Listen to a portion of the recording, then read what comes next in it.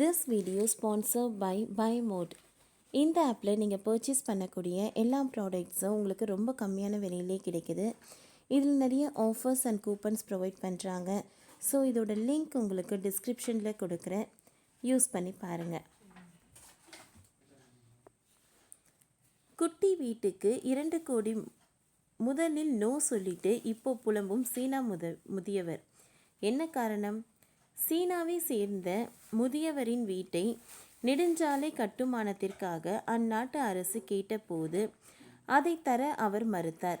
இதனால் கட்டுமான ஊழியர்கள் வீட்டை சுற்றி சாலையை அமைத்து விட்டனர். அப்பொழுது கெத்தாக சீன அரசுக்கே நோ சொன்ன அந்த முதியவர் இப்பொழுது சொந்த வீட்டிற்கே போக முடியாமல் சுற்றி வருகிறாராம். இதற்கான காரணம் நம்மை ஆச்சரியப்படுத்தும். இது குறித்து நாம் விரிவாக பார்க்கலாம். எந்த ஒரு சாலை திட்டத்திற்கும் அரசு பல 100 பேரின் சொத்துக்களை வாங்க வேண்டி இருக்கும்.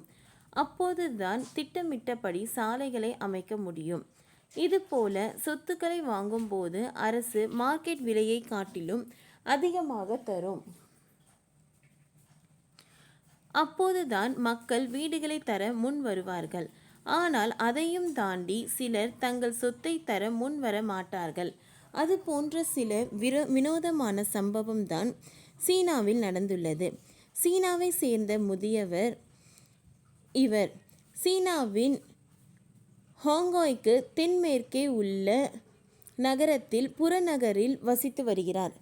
இந்த பகுதியில் நெடுஞ்சாலை அமைக்க முடிவு செய்த சீன அரசு அங்கு வசிக்கும் பொதுமக்களின் நிலத்தை எல்லாம் வாங்கியது. இருப்பினும் தனது வீட்டை விற்க மறுத்துவிட்டார். சாகும் வரை அந்த வீட்டில்தான் வாழ்வேன் என்பதில் அவர் உறுதியாக இருந்துள்ளார். சீன அரசும் கூட பலமுறை கேட்டு பார்த்துள்ளது. ஆனால் இவர் மறுத்துவிட்ட நிலையில் அவரது வீட்டை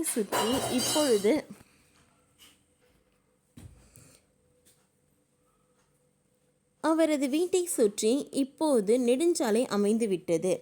இதனால் இப்பொழுது 2 நெடுஞ்சாலைக்கு நடுவில் வசித்து வருகிறார்.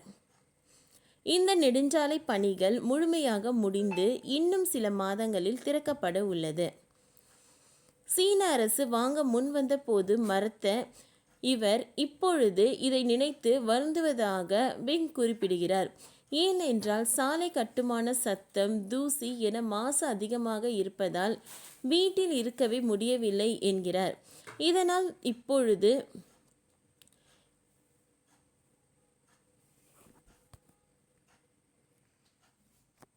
ஷீவாங் பிங்கும் அவரது 11 வயது பேரனும் தினமும் அதிகாலை முதல் மாலை வரை வெளியே தான் சுற்றுகிறார்கள்.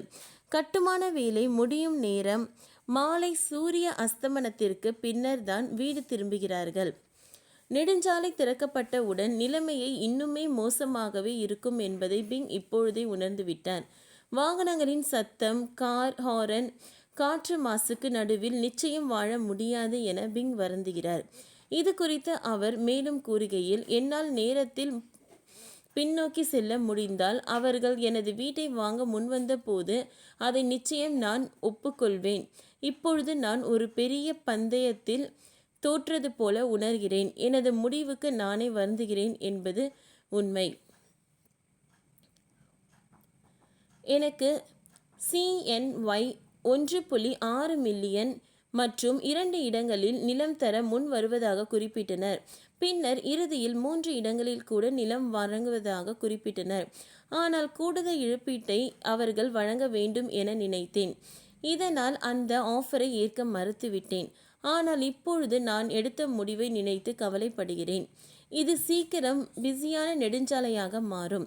அப்பொழுது என்ன செய்ய போகிறேன் என புரியவில்லை என்று புலம்பி தள்ளுகிறார். ஓகே ஃப்ரெண்ட்ஸ், இந்த வீடியோ உங்களுக்கு பிடிச்சிருந்தால் லைக் பண்ணுங்கள், ஷேர் பண்ணுங்கள், சப்ஸ்கிரைப் பண்ணுங்கள். தேங்க்யூ.